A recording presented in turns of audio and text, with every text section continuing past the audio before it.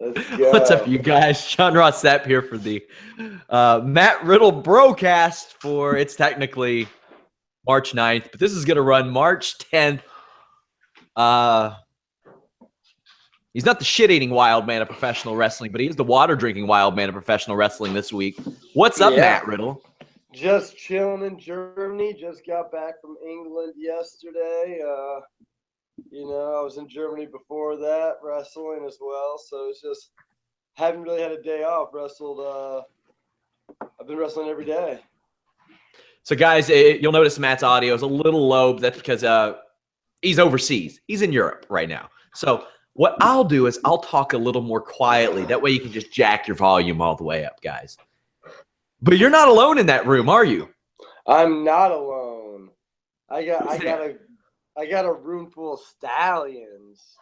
Got a Jeff Cobb is eating something in the kitchen, getting his grub on. David Starr's eating a sandwich. Timothy Thatcher. Didn't you and David Starr just beat the shit out of each other like 40 minutes ago? Me and David Starr just fucking killed it. Just murdered MDK 187 this bitch up in here. We did. But you know, he earned my respect. So let's talk about him beating your ass. Yeah, he did. He did get the finish. He was the better man, but he did have the unintentional low blow early in the match. Oh, come on! And that really set me back. Tell him to come over here and make a case for himself. Tell him to come over and tell us what really happened. Dude, do you want to tell him what really happened? What fucking happened? I headbutted. He's eating. He's busy. He's eating. Who eats? I accidentally. In my head, I actually headbutted his nuts. He accidentally headbutted my nuts. That happens. It happens, you know. But I'll be honest, I was rocked, and I probably hopped in too early. I probably should have took the full 5 minutes. Devon Dudley made a career out of headbutting people in the balls. That's true. Made a damn good living. He did. Devon Dudley did make one hell of a living off of headbutting balls. So I'm going to cheer you up a little bit, Matt. Oh, thanks, bro. Here's how. As a token of our broship, I have commissioned IQ Wrestler to make you a highlight video. It's like eventually just the ref stopped giving. Which will drop next week. I guess you're gonna do it. A highlight video of Matt Riddle. Yes. I'm pretty stoked. I've had highlights of matches. I haven't had the Matt Riddle highlight video exclusive yet, so I'm stoked. Next week it drops. So how's Europe been? How's Europe treated you? It's been good. It's been good. Got in last week in Germany. Wrestled Friday night, then and then flew to England Saturday. No, I wrestled Saturday night. Flew in Friday. Wrestled Saturday, wrestled Sunday in England for Brad Pro against Thatcher. Then wrestled Progress Monday and Tuesday against the guy TK and another guy Rob Lynch, who are two like really extremely talented individuals, and tore it down with them. And then I did a seminar for Progress Wednesday, and then today I just wrestled David Starr and for the Academy show, 100 tickets exclusive, and it was fucking sick. Everything's been sick. Every match has just been better and better and better and better. I'm just wrestling every day, and it's awesome. It's funny because usually throughout the week, I'll see your social media, and hey, I'm wrestling this guy on this day usually ends on a Sunday. But it's been like Monday and Tuesday and Thursday. Like every single day, I'm seeing you be like, yeah, I'm going to beat the shit out of this guy today. I'm going to beat the shit out of this guy today. That's what it is. That's the business. You know, finally I'm traveling the world and just, kicking everybody's ass all the time. So I have 5 words for you. 5. WWE Universal Champion Bill Goldberg. Fuck Bill Goldberg. Yeah, you're going to bring it up. He's the Universal Champion. Everybody's been telling. I've heard this shit been brought up. I've been flipping down at the seminar. People brought it up. I'm furious. I'm furious. And of course, Jericho came out and he had another 30, 40-second match that was straight trash because he can't work. And all I'm saying is, originally I wanted to retire Brock Lesnar, but right now I want to shoot on Bill Goldberg. I want to shoot on Bill Goldberg so bad. Broberg versus Bill Goldberg, 2017. After Dan Severn, I'm going after Goldberg. Fuck this guy. Universal. Tell me what would happen Darius. in a shoot fight between Matt Riddle and Bill Goldberg.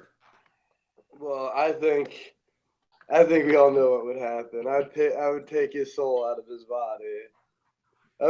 I would just imagine a guy that just has 40-second matches all the time, and then a guy who's half his size just wraps him up and chokes him clean out in front of a crowd of like 20,000.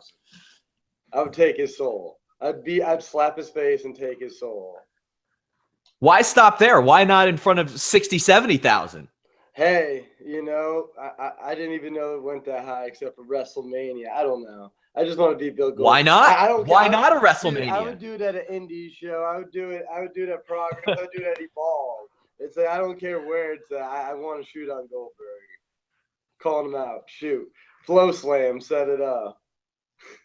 Submission under. I had a feeling you would be rather passionate about this situation. I'm. It's not only am I mad about it, but people keep bringing it up and it's making it worse. Like my cousin sent me a meme, and it was Bill Goldberg holding the title above his head, and it says, "When you feel your cousin's hate."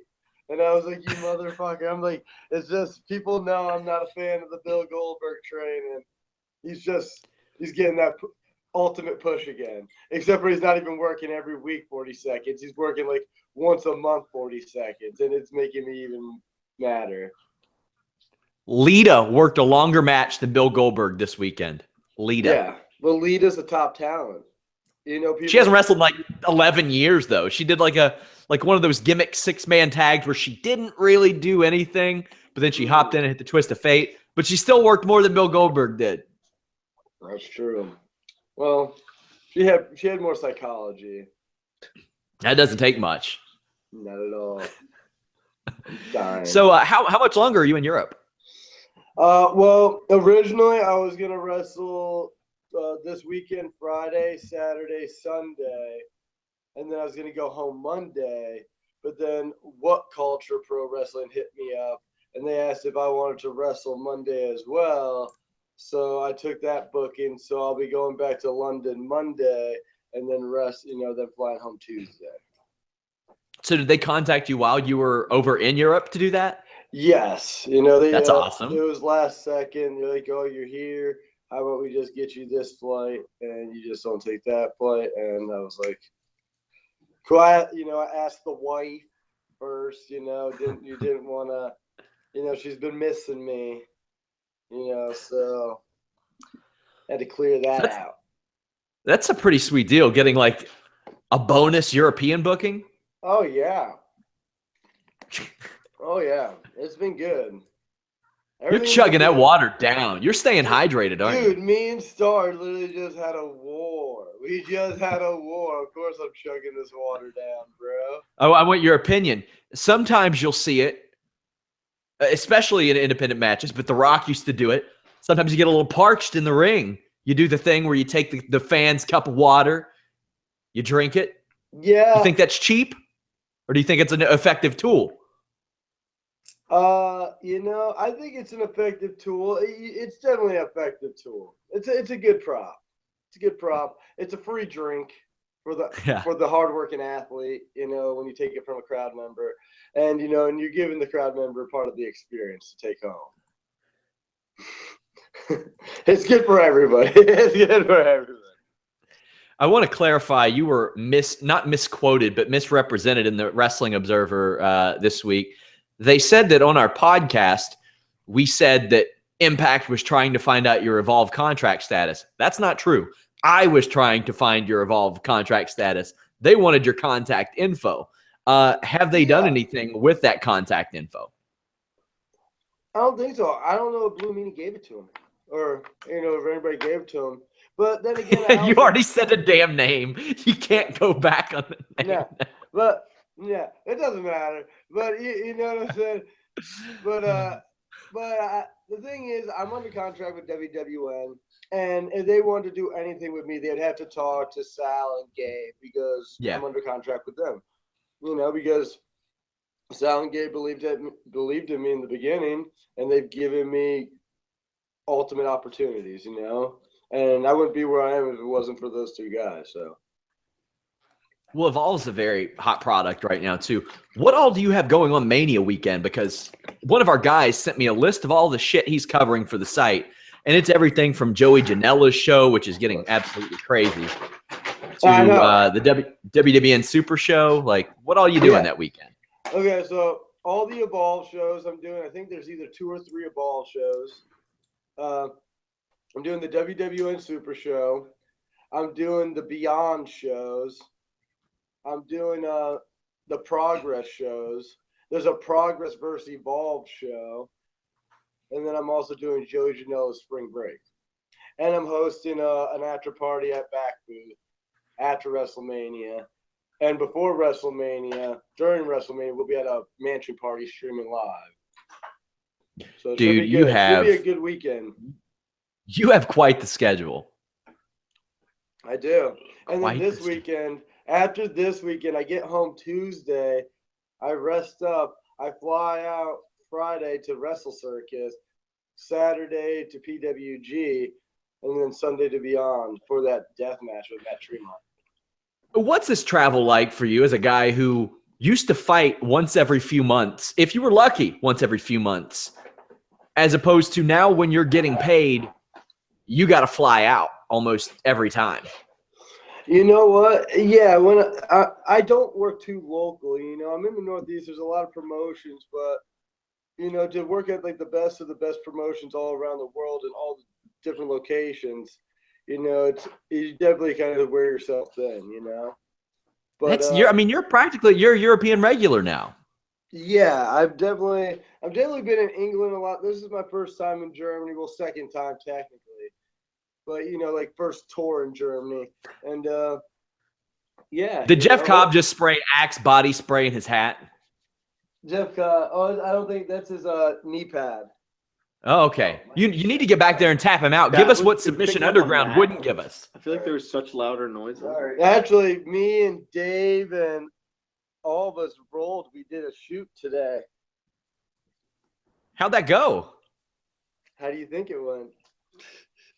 I think Jeff Cobb probably double-legged your ass. Jeff Cobb did take me down. He reigned supreme on takedowns. You know what? That's forgivable. Yeah, you know, he's got some skills. But yeah, he's hot. Yeah, it was good. Everybody was good. You know, Dave Starr's got an amateur background. He's from Pennsylvania. Jeff Cobb's an Olympic wrestler. I'm a UFC fighter, state and national champion wrestler.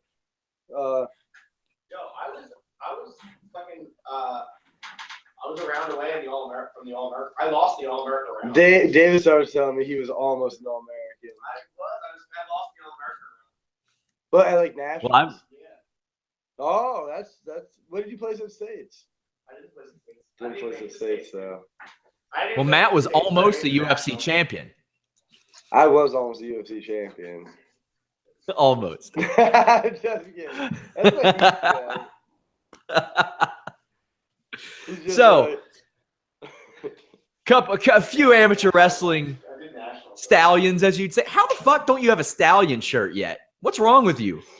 You know, man, the thing is, the merch I have sells really good, and I'm like, why would I break out a new product? Yeah, when, you know, it's just That's not true. time. You can save it. You can stretch it out. KingofBros.com for that, by the way, guys. You know, I don't want to just have too many shirts spread thin. You know, I'd rather just have one item, then move on to the next item, and then people can go back for that throwback if they want to, you know? Yeah, you then got again, the altered I guess bro. I could oversaturate it. I really could, but I shouldn't. I mean, look at it's worked for the Young Bucks. Yeah. That's their thing, though. Yeah, they oversaturate everything. It's supposed to be like their gimmick is literally oversaturating things like super kicks and shirts and tassels and colors. So it works for them. It always freaks me out when I like see them wrestle because their outfits are so hilarious. But like they're really good at wrestling, and they're really good at selling, doing everything. But it's just like the whole outfit, the gimmick with the super kicks. It's just amazing. Did you ever see a few years ago when Kevin Owens in PWG teamed with them and he dressed like them? I didn't. I should probably go back and watch that. Oh, it's great because they had like Young and Bucks written on their back, and he just had fuck written on his back of his gear. And he tried to do the cartwheels and the flips and all that stuff, and it was sad. What side are you going to be on in this Progress versus Evolve show? I don't know. I mean, Progress versus Evolve. I'm the Atlas champion, so I don't know if I'm on Progress's side, or maybe they'll make me work double duty, and I'll have to wrestle 2 matches for both teams, just to give both teams a win. You know what I realized, Oh, Matt? shit. I can get paid twice. You need to. That's what I'm going to pitch. That's a good idea. We got an interview with John Moore. I can't remember who it is. John Morehouse, I think, is interviewing Fred Yehai this week. I come to realize we just interview all of your adversaries. Between David Starr, AIW, we have Sean Pearson on a podcast. Yeah. I got to get Dan Hardy on here. I'll quit. Have you stopped and visited Dan yet? Is he an SOS? Is he a slap on sight guy? Like a guy that you just see and it wouldn't even be slap on sight. I would just be like, bro, I would fuck you up, and you know that. Like, if you want to go spar, videotape it, we can do this, and I'll beat you up. It'd be more like that, and he knows that because even when I'd see him in the elevator, he was like, "Oh, motherfucker," and it's not like I'm mean to him, but it's like he knows I'd whoop his ass. We trained at the same gym. He knows I would take him down and beat his face, and there'd be nothing he could do about it because he can't stop a takedown and he can't stop my jiu-jitsu. Did you all train together? No, we never trained together, but the guys he would train with, I could do a number on, and they were whooping his ass. So I'm pretty sure it would translate over. I'm surprised nobody's tried to set up like a grappling match between you two because when Mickey Gall called him out, that was his thing. He said, well, I'll do a grappling match with you. But I can't believe that hasn't been set up. How are these grappling companies not capitalizing on the crossover here, Matt? Hey, you know what? Dan Hardy doesn't want a grappling match with any of us. Mickey Gall would whip his ass. I would whip his ass. If anything, me and Mickey Gall would actually be probably a competitive match. He's a brown belt in New Jersey under pretty good people. Who's he a brown belt under? I know like people he trains with. I'll have to look it up. How would he do against almost All-American David Starr? Well, he would submit David Starr, but David Starr would totally take him down. Yeah, I can't. How about Cobb? You think he could tap Cobb? Cobb's pretty dangerous, and yeah, I don't think you'd probably be able to tap Cobb. Cobb's too big. I could That's get true. some stuff. I could maybe get some stuff in and do some stuff, but that's because I'm like also 215, 220 now. You know, if I was 170 trying to choke out Jeff Cobb, he would manhandle me. Mickey Gall is a brown belt under David Adiv. All right. I don't know him. I don't know. Maybe. Yeah, I wanted your opinion. I wanted your opinion on this Khabib Nurmagomedov situation. Did you hear what went down? No, explain. So he had this fight against Tony Ferguson planned for UFC 209 last Saturday, and it was a hell of a fight. You're talking about Khabib. You're Khabib. Yeah, Khabib. It's Khabib. Habib. Habib. Yeah, I heard he didn't make he had a weight issue. He went to the doctor. And then because he didn't go to the UFC doctor, their doctor was all weird about it and like pulled him from the fight. Well, I mean, he was getting pulled anyway. He was at the hospital through weigh-ins. And the thing is, there was no way they were saving that damn fight anyway. He was either going to get a bunch of IVs and be like 170 pounds or was going to fail USADA for getting those IVs. Like Dana White saying, well, they could have saved the fight. There's no fucking way they could have saved that fight. There's no way if he was that sick. But, I mean, this is a guy, and this, in my opinion, one of the top lightweight fights ever. First time you've had two guys on 8-fight winning streaks facing each other. Well, this is another thing I want to say, too. It's like, when you cut weight, and this has happened to me, I've been pulled from a fight for this reason, the same as him. When you cut weight and you weigh in and you eat and you're trying to put the weight back on and you're hydrating and you get sick, like either vomiting or diarrhea or anything like that, which I have, it's like your body's fucked. Like you feel like shit. Like there's nothing you can do about it, you know? And like cover, you're not going to be healthy. Your heart rate's not going to be regular. Everything's going to be out of touch because you're still sucked out and you're sick and you're like, you've already pushed yourself to almost near death to make weight. Well, he approached that before. He never got to weigh in. He woke up at like 4 a.m., went to the hospital. How do you feel about a guy in that position not making weight? There are rumors that he was maybe 30 pounds out the week of. Like, that's rough. Yeah. Yeah, you know, I think a lot of times when the guys know they have big fights coming up, they train really hard. And a lot of guys, they can cut that weight hard for a little bit, but eventually it catches up to you. You know, even me, when I was younger, I could cut weight instantly, you know? But yeah. But then Lost your video. I got you back. Yeah. But like once I started getting a little older and once I dropped back down to 170 from 185, because 185 was still kind of a cut for me at the time. Mm-hmm. I was just, you know, I ate when I could eat, but like I had to manage it, you know, and I had to work out a lot, you know, weigh my food and do all that stuff. Why does it keep saying Beats Connect? Oh, are you trying? Beats me. Trying to connect with you? Is your Bluetooth? Yeah, it's trying to connect to my phone. I don't know why it's not connected to mine. Fantastic. Don't do. Oh, don't do that, David. I'm so totally not editing this out. Yours, not mine. What do we got? Are we about to hear David Starr's jams come across your phone? What's that? What would a David? Are we about to hear David Starr's musical jams come across your phone? What kind of music would a David Starr listen to? He listens to some pretty laid-back music, Mr. Starr does. Yeah, I have a good variety of everything. Yeah, he's got a good variety of everything.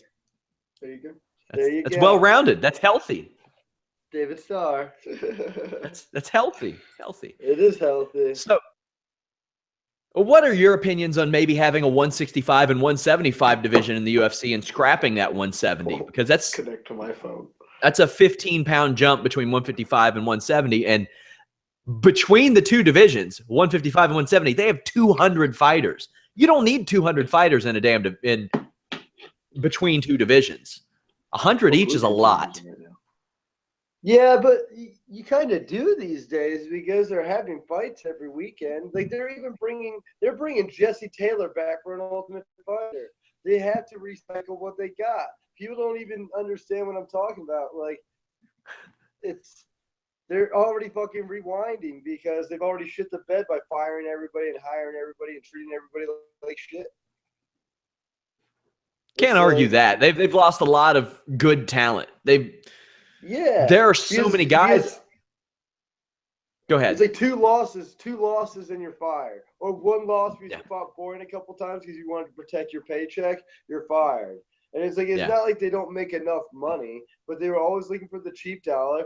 And like, they need to invest in their talent. They need to give people more than one opportunity. They need not to punish people for not going for fight of the night, you know? Because you'll always have those couple people that go for it usually, you know? And a good matchmaker knows how to make that happen anyway. Yeah, Albert Tumanov, Kyoji Horiguchi, Nikita Krylov, they were all guys who went on pretty good winning streaks and just left the UFC and decided to fight closer to home. They're fighting in Russia and Japan because they're getting paid either comparable or more to be the face of individual brands in Europe or Japan. And they're like, well, you know what? Fuck the UFC. If people are getting title shots without deserving them and I'm not getting paid what I'm worth, you know, that's if Rashad Evans were not Rashad Evans, he wouldn't be there right now. Yeah. Yeah. No, you're absolutely right.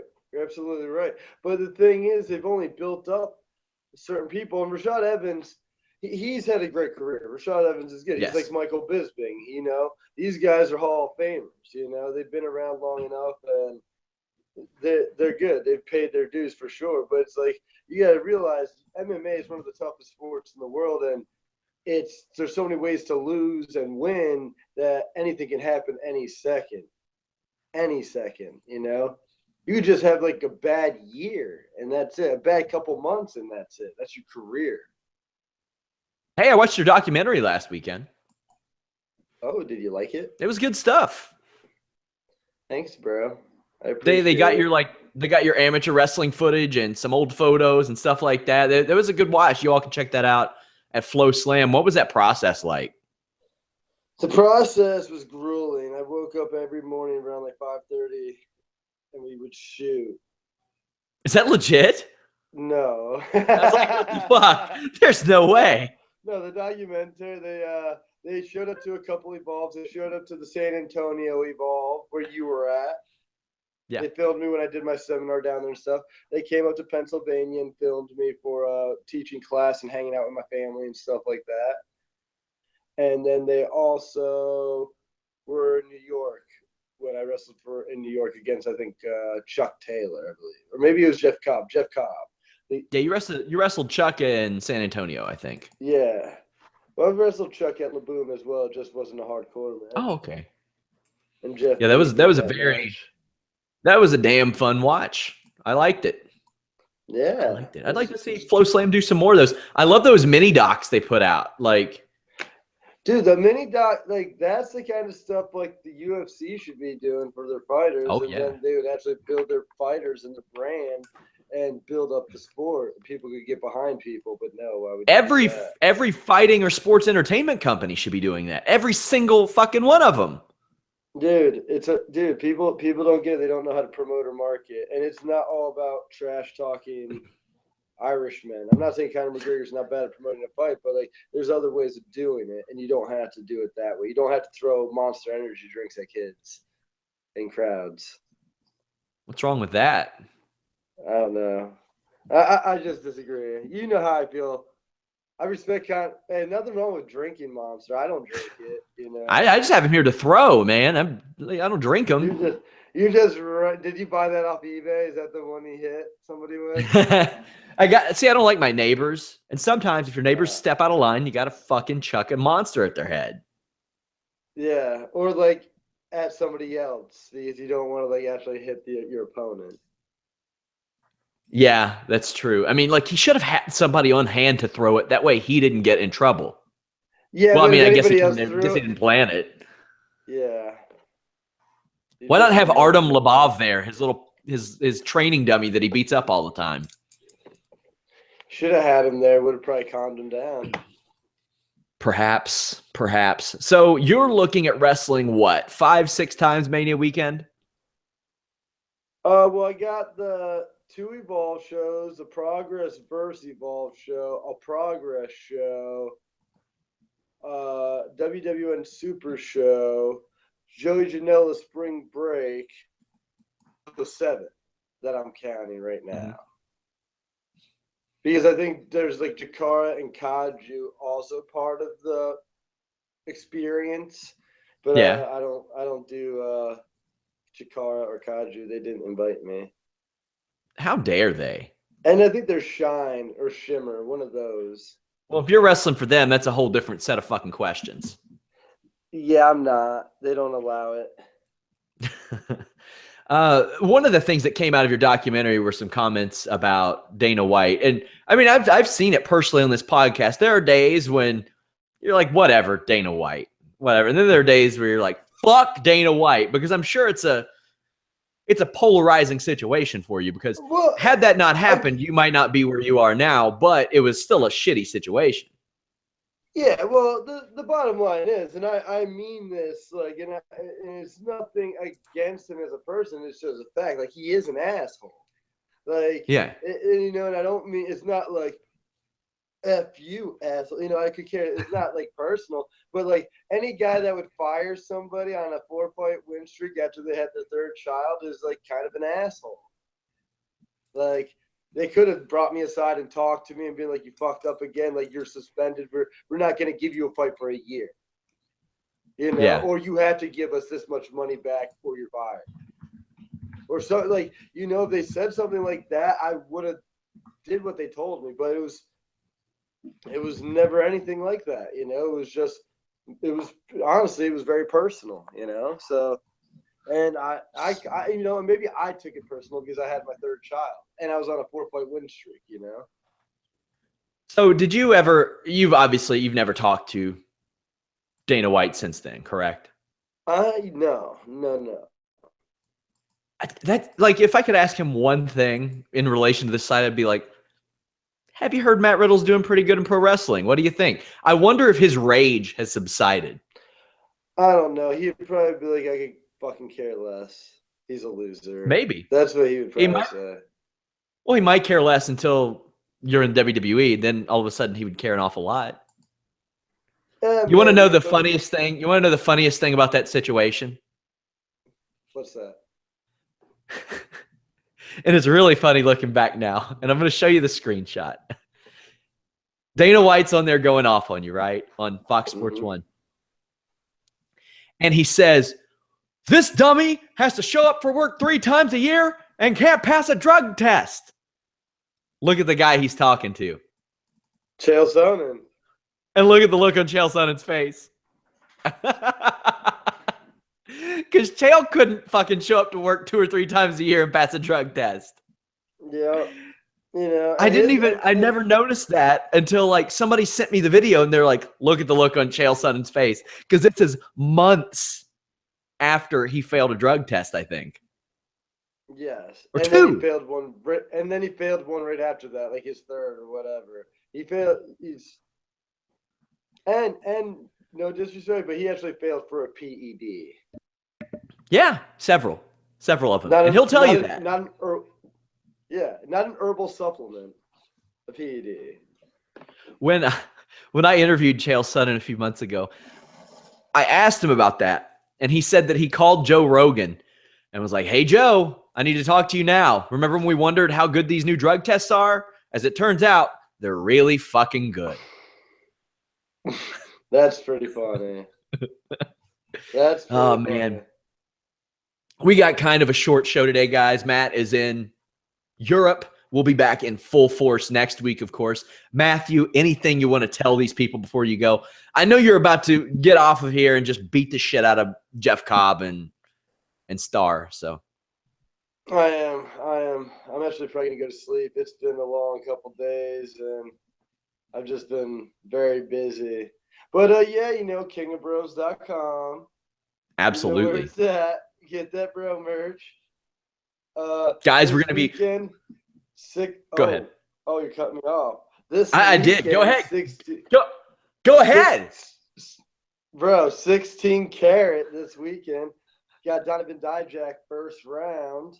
Ooh. And then I got Ambition Saturday, and that's a straight knockout or submission only tournament.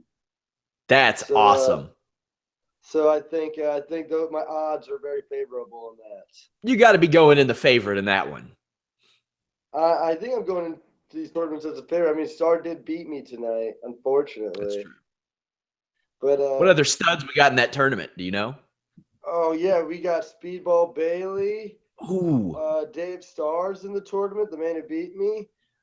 Near All-American. Yes. Walter, a German. Is ACH in it? ACH. Paul London. Bad Bones, John Klinger. Bad Bones. Ilya Dragunov. Robert Dreisker. Who else is in it?